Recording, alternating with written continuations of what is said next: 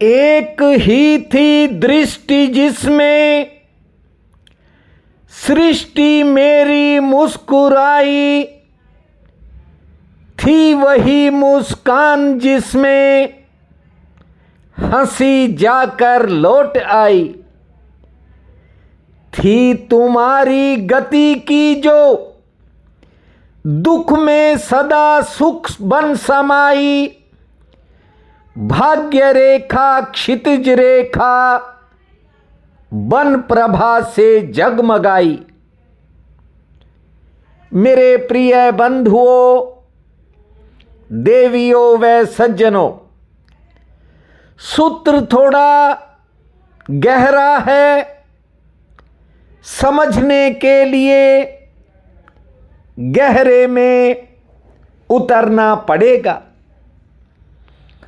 कई बार मैंने लोगों के मुख से सुना कि नरक जैसी जिंदगी जीने को मजबूर हैं। सूत्र कहता है, जो जीना सीख लेगा उसके लिए इस धरती पर ही स्वर्ग है। उसके लिए छोटा सा मकान भी महल का स्वरूप ले लेगा। और जिसने जीने की कला ही नहीं सीखी, उसके लिए स्वर्ग भी नरक जैसा लगेगा। कोई कहीं पहुंच जाए, कितना भी कमा ले, लेकिन यदि हृदय में कुंठाएं हैं तो महल भी झोंपड़ी लगता है। जीने की कला को समझा, हर दिन दिवाली जैसा होगा।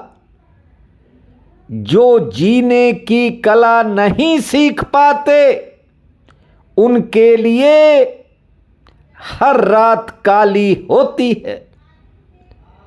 देखिए, स्वर्ग है जीवन को सूझबूझ से जीने का परिणाम। थोड़ी सी समझ आ जाए, प्रतिपल आपको उत्सव दिखाई पड़ेंगे। यदि किसी अनाड़ी व्यक्ति को हारमोनियम बजाने के लिए बैठा दिया जाए तो वो ऐसे ऐसे स्वर निकालेगा, तुम्हें अपने कान बंद करने पड़ सकते हैं। देखिए, जिसे संगीत की जानकारी ही नहीं, यदि वह हारमोनियम बजाएगा तो केवल शोरगुल पैदा होगा और सुनने वाला अपना माथा पीटेगा कि ये व्यक्ति कर क्या रहा है।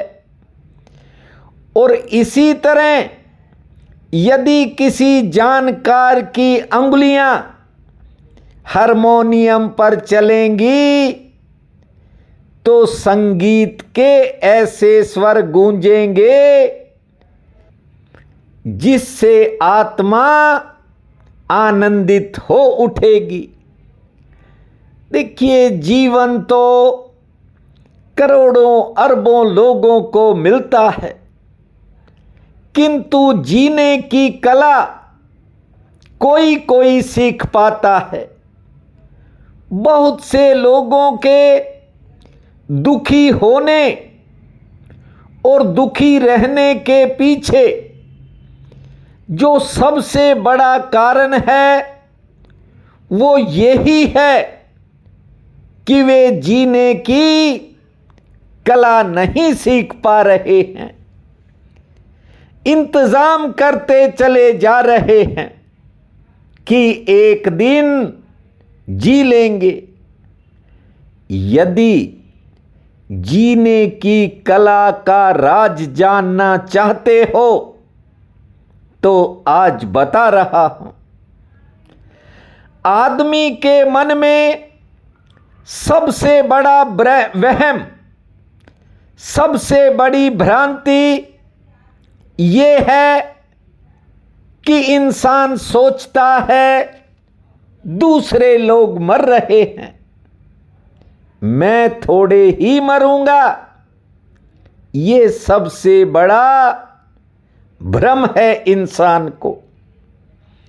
व्यक्ति को मृत्यु का बोध नहीं है, जबकि सच्चाई ये है कि जो भी चीज पैदा होती है वो समाप्त भी जरूर होती है। इसीलिए निज धर्म कहता है कि मृत्यु निश्चित है। सबसे पहले इस शाश्वत सत्य को समझ लीजिए।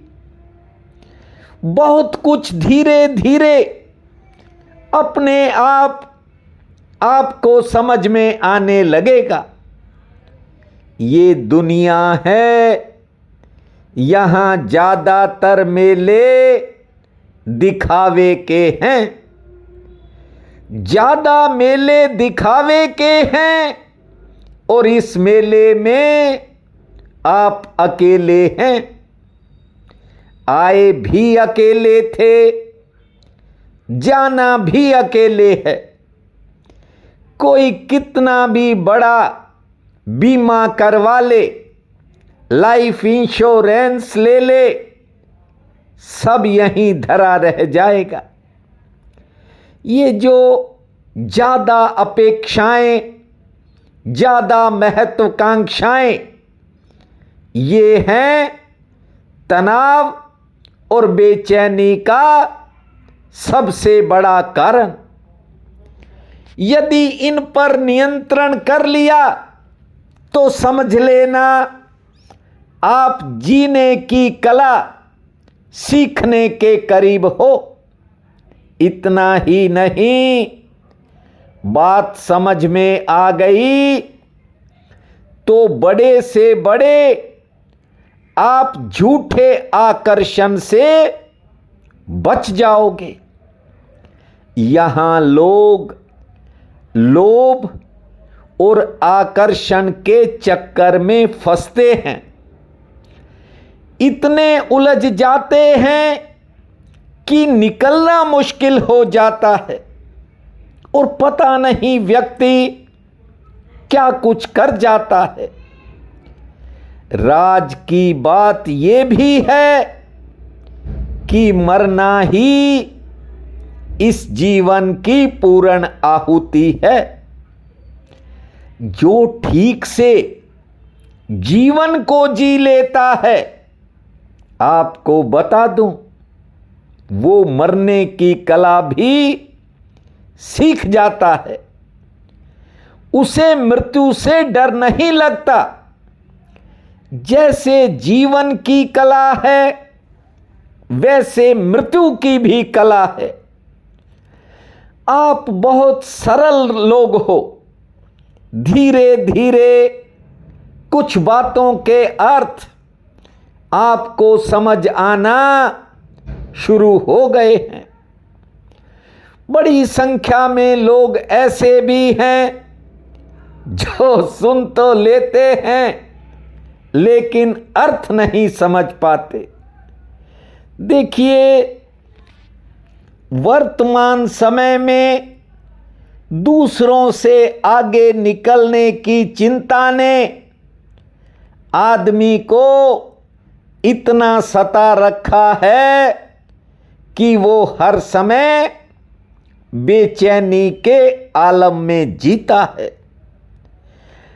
मरने के बाद के भी यहां लोग इंतजामों में जुटे हैं। जीना तो गलत है ही, ये लोग मरने के बाद भी गलत साबित होंगे। समय निकलता जा रहा है और बीते समय को लौटाया नहीं जा सकता।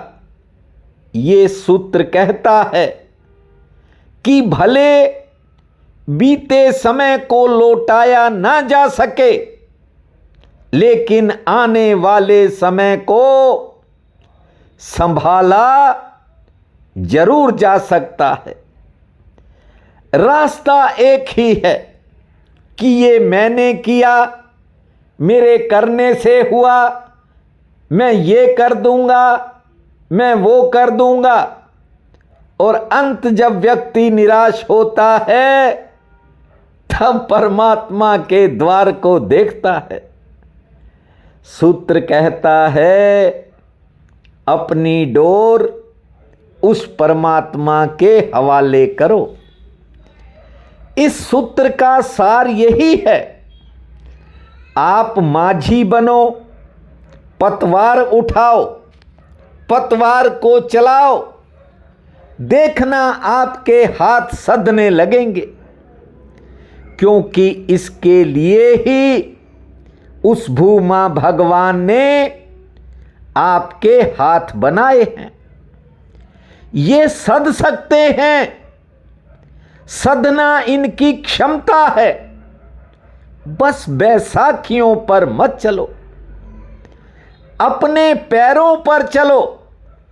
ये जो सांसारिक, व्यवहारिक और पारिवारिक चुनौतियां हैं, इनसे डरने की जरूरत नहीं है। राम राम भूमा, श्री राम नाम भूमा। जानते हो, ये महामंत्र आपकी नौका को किनारे तक ले जाएगा।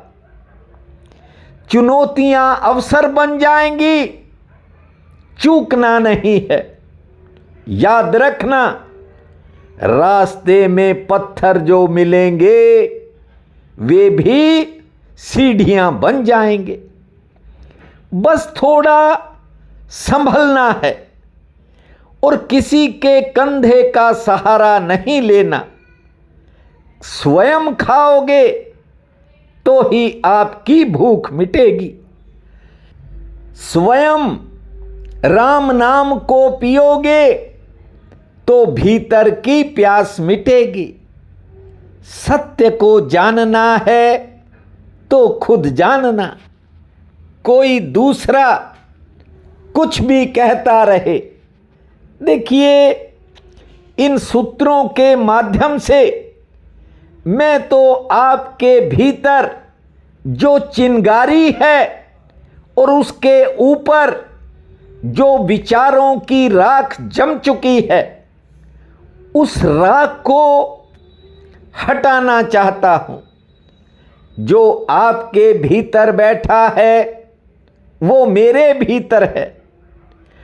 आप अमृत के पुत्र हो। लोगों की बातों को दिल से मत लगाओ। यहां हर कोई स्वार्थ के अधीन बोलता है।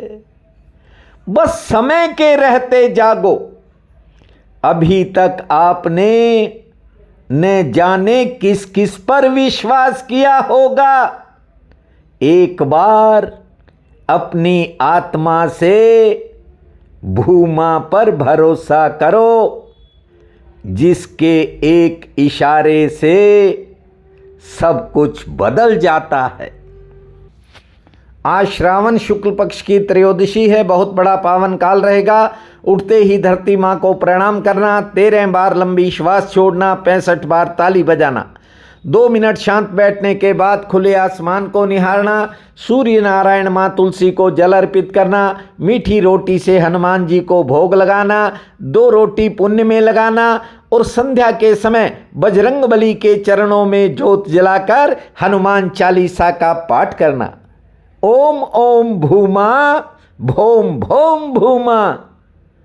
ओम ओम भूमा भोम भोम भूमा। इस महामंत्र को जपना, समय आपका मंगलमय रहेगा। प्रिय बंधुओं व मातृदेवी शक्तियों, आज 25 अगस्त दिन मंगलवार है। आप सबको मेरा नमस्कार है। आज का राशिफल इस प्रकार है। मेष, आज कुछ नए लोगों से मुलाकात होने के संकेत हैं। थोड़ी बहुत खर्चों की चिंता मन में बन सकती है। कोई पुराने बात मन को बोझिल कर सकती है। सेहत पक्ष ठीक है और मन में कुछ विचारों के चलते कार्यक्षेत्र में मन थोड़ा कम लगेगा। यात्रा की इच्छा भी बन सकती है। वृषभ, आज किसी विशेष कार्य में शामिल हो सकते हैं। दूसरों के काम में भी थोड़ी व्यस्तता रहेगी। सेहत पक्ष लगभग ठीक है। आर्थिक पक्ष मजबूत है। हाँ, संतान से जुड़ी कोई चिंता मन को घेर सकती है। मिथुन, कारोबार की चिंता के कारण मन दुविधा में रहेगा। आज वैसे दिन भाग्यशाली है, कुछ नया हो सकता है। संतान संबंधी कामों में इंतजार करना पड़ेगा। घरेलू मोर्चे पर कोई नया खर्च सामने आएगा, लेकिन आज किसी के सहयोग से कोई रुका हुआ काम गति पकड़ सकता है। कर्क, कार्यक्षेत्र को लेकर मन में कुछ दुविधाएं चलेंगी, कुछ नए विचार आएंगे। वैसे कामकाज के लिए दिन सामान्य है और किसी जरूरी काम में इंतजार करना पड़ सकता है। से ठीक रहेगी और कहीं जाने का अवसर मिलेगा। सिंह, आज कार्यक्षेत्र के अंदर थोड़ा उतार चढ़ाव रहेगा, भाग दौड़ रह सकती है। सेहत पक्ष ठीक है। कोई नई बात सामने आएगी। सामाजिक कार्य में शामिल हो सकते हैं। संतान संबंधी कामों में सफलता का योग है और कार्य व्यवहार पर कुछ खर्च हो सकता है। कन्या, आज किसी बिगड़े हुए काम में सुधार होगा या यूं कहूं रुके काम में गति आएगी। सेहत पक्ष ठीक है। कोई नया संपर्क जुड़ सकता है। आमदन के लिए समय शुभ रहेगा और कार्य क्षेत्र में उत्साह बढ़ेगा। कोई पारिवारिक चिंता मन को घेर सकती है। तुला, आमदन के लिए दिन मध्यम श्रेणी वाला है। अचानक किसी दूसरे के काम में व्यस्तता बढ़ सकती है। लेन देन संबंधी कामों में राहत मिलेगी। शरीर थकावट महसूस करेगा। कोई नई सूचना प्राप्त हो सकती है और यात्रा पर विचार होगा। वृश्चिक, आज संतान से कहासुनी के संकेत हैं। धैर्य से काम लेवें। आमदन के लिए दिन ठीक है। कोई पुराना काम आज बन सकता है। नए लोगों से मुलाकात होगी। किसी जरूरी काम में थोड़ी बाधा भी आएगी। दोपहर बाद समय बदल जाएगा। धनु, आज किसी क्षेत्र में आपको कोई नया अवसर मिलने का योग है। घर परिवार में थोड़ा बहुत तनाव भी बनेगा। धैर्य से काम लेवें। कारोबारी सितारे सामान्य हैं। लाभ सामान्य मिलेगा। किसी पुराने संपर्क से फायदा मिल सकता है। नए काम में तरक्की होगी। सेहत पक्ष थोड़ा नरम है। मकर, आज किसी करीबी से वैचारिक मतभेद बन सकता है। संयम से काम लेना होगा। गृहस्थ में भी उतार चढ़ाव वाला समय रहेगा। आमदन ठीक होगी। पुरानी मेहनत से फायदा मिलेगा। नए लोगों से संपर्क बनेगा। लेन देन से जुड़ी कोई समस्या थोड़ा मन को परेशान कर सकती है। कुंभ, कार्य क्षेत्र संबंधी मन में कोई नया विचार जाग सकता है। कारोबारी सितारे सामान्य हैं। कुछ परिचित लोगों की बातें थोड़ा मन को परेशान करेंगी। नए काम में सहयोग मिलेगा। लेन देन का कोई मसला हल हो सकता है। से ठीक रहेगी। मीन, आज किसी नए साधन से फायदा मिलने के संकेत हैं। यात्रा की योजना बन सकती है। सेहत पक्ष सामान्य है, लेकिन कोई निजी परेशानी मन को घेरेगी और रुके हुए काम में दोपहर बाद गति आएगी। आज का ये दिन आप सबके लिए अति शुभ फलदायी हो, यही मेरी कामना है। आप सबका बहुत बहुत धन्यवाद।